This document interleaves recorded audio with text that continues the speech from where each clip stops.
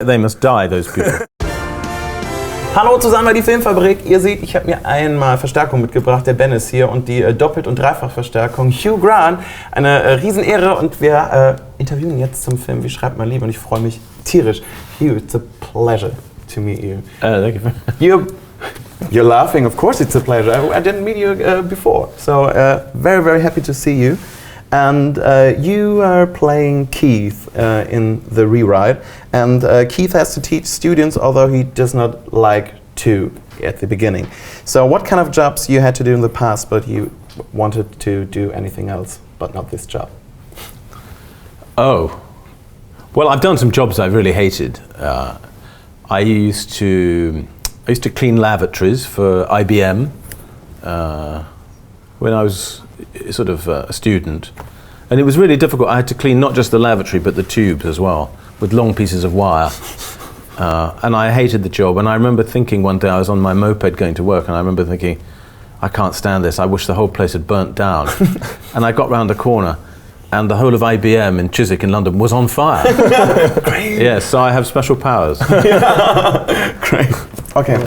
Lots of people travel to original sets of movies, so I had to bring my whole family to the Notting Hill spots and stuff like that, as we were in London. Do you have special spots where you traveled to again after shooting because you liked it there so much, like Binghamton? Well, we are going back to Binghamton to do a special preview for the students and citizens of this strange town in the middle of New York State, where the sun never ever shines. Oh, it's like Wuppertal in Germany. Is that right? Yes. Yeah. Okay. Yeah. But no, I don't make a habit of going back to places I've shot at. In fact, sometimes walking around London or New York, you see a film set, and that's such a lovely feeling to think I'm no part of that. I don't have to go to work. I don't have to sit in makeup. I'm just a citizen.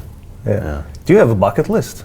Things that you want to do before you die? I know, and time is running out. That's what you said. No, do you have something on your list where you want to go, especially some place, something to do, like bungee jumping, stuff like that? I was doing a parachute jump. It was the weirdest thing I've ever did. I never do it again because I survived. Yeah. So I never. Did you actually jump, or did someone have to push you? Yeah, I was sitting on him. It was the double, and he was like, "Do you want to jump? No. Do you want to jump? No." I was jumping. Is there something that you want to do? I couldn't do anything like that because in fact I find the older I get, you get these strange phobias. And heights, I can't do heights anymore. I had lunch with someone the other day at the top of a very tall building in the city of London. I couldn't cope. We were sitting near the window. I had to say, we have to move somewhere else. And I actually wanted to go a few floors down. It's very strange. And those glass elevators, do you ride them? Unspeakable. I hate them so much because I think I break through it. And there are also those terraces of glass where you sit, and people like, oh cool, I'm in the 21's thing on the building. I look down. Shocker. It's the worst thing that I can imagine of. I went up in a balloon. Yeah. A hot balloon? With my children. Oh, okay. And a hot balloon, but it was on a wire, so it doesn't go very high. It's just so you can see this little seaside town. It's on a very thick wire like this, so it can't move. But I was terrified. I had to say to the man at the top, my children are very frightened, I think. But there was sweat pouring off me. It's pathetic. But do you have special things you want to do, like visit the opera in wherever? I don't know. I want to go to Norway, for example. I don't know why, because it's cold, but I think those polar lights and stuff like that, that's the thing that I want to see. Yes, okay. No, I mean, I'm slightly obsessed with driving, long drives. Okay. I'm very interested in cars, and I love just being in a car with a friend and just driving for miles, drive all the way across Europe. I do it all the time. And I would like to do across America, I'd like to do South America, all that. But that's really my dream. So like driving more than flying? Yeah, flying is a bit boring, I think. Yeah. When driving you see more? When you fly, you only see clouds. Yes. Or blue sky. Yes. Always. And I like to drive like a maniac. Yeah. Okay, cool. Do you have special spots in Germany you like? You have seen a lot in Germany, or would be a kind of road trip through Well, Germany? actually, I'd like to do that as well. I'd like to. There's a road trip I want to do with my father, because he wanted to visit the place where his father was a prisoner during the war, in a Schloss somewhere down in the south of Germany. And I thought we could make a nice trip of that, maybe in the autumn, and drink some beer, go to the Oktoberfest. There's something on my bucket list. You see. All my friends tell Sometimes me you have to remind go. yourself of your bucket list. Yes. That's the thing, because time's passing and you think about, oh, maybe I do this, I will do that, and then you forget about that. Yes. Now that's the time that Yes. you can remember. But if you tomorrow you call your father and you say, yeah, let's go to a trip. But please, if you visit Oktoberfest, come to Carnival in Cologne, because I'm from Cologne. You have to do the Carnival in Cologne. Is that Of course. also? No, it's in winter. It's like February, March, and okay. everyone is looking very crazy. Yeah, it's the cold pendant to the Oktoberfest. Oktoberfest is a bit warm, and Carnival's always cold. And without roller coasters and stuff, just party and. Well, I can't do the roller coaster, obviously. So Carnival might be the better choice. You've been in a lot of rom-coms, but also thrillers. What kind of genre you want to have in your filmography? Well, yeah, I've done too many romantic comedies. Although I hasten to say this one's not really a romantic comedy. No. It's there's a romantic comedy in it, I suppose, but there's a lot of other stuff. It's a bit like About a Boy, where there was a romantic comedy, but there was a bigger film.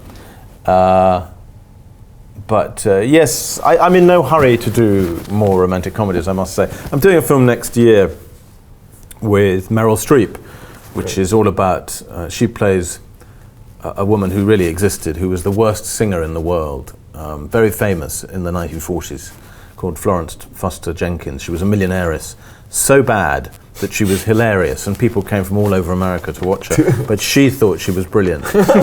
And everyone around her, because she was so rich, told her she was brilliant, including her common-law husband, which is me. Great. It's a fascinating script. And I think you had a great question because of superpowers. Superpowers? What No, kind of- about bad things, because the roles you play are more the romantic things and stuff like that, like he said already. If you could play a bad guy, why would you be so bad? So what would the thing be why you are so bad? Well, Because I'm watching Dexter right now, and he's you know the series Dexter? So Yeah. it's the killer thing. Yeah. And nobody knows that he's a killer. Why would you be so bad? well, I do play bad parts, by the way. I mean, did you see Cloud Atlas? Of course. That I shot here in Berlin. Yeah. And you can't get more evil than the 6 parts I played in that. I don't really understand your question. Do you mean what would be my motive for my evil? Yeah. Why would you be bad? So what? Well, I am pretty bad. I mean, I'm full of hatred. Okay. What do Yeah. you hate? Oh, everything. What people do you hate most on the streets when you're driving? You know, when you're driving a long time, I hate, for example, people that are passing my way on the left. We hear the Autobahn. Yeah, you can drive, and then people coming with 120 kilometers on the left lane, and you with 200, and they passing you, and you have to brake all the time. No, I agree. Obviously, they must die, those people. But it's the same just walking along the street. If someone walks too slowly in front of me, even if it's a nice old lady, You like to want to push punch them, them. yeah. Yes, I know, it's terrible. And I don't like people on headphones, Okay. particularly when they walk straight out into the street in front of my scooter. I go around London on a Vespa. Oh, nice. It really annoys me. I once grabbed the headphones off someone's head as I went past. I hate people on bicycles. If I'm in a car, if I'm on a bicycle, I hate people in I cars. totally agree. Exactly that. From all the apps, what do you think about this all social media stuff like YouTube, Facebook, Instagram, Twitter? Are you on the social media platforms, or is it just like Well, it's not really me. foreign country? Yeah, it's more or less a foreign country, but I did end up I do have a Twitter account because my campaign colleagues forced me to have it. They said, come on, it's easy for you to get a lot of followers. So I do tweet, but they're rather sort of earnest tweets about politics. I don't say, I've just tried on a new pair of underpants. Because we have.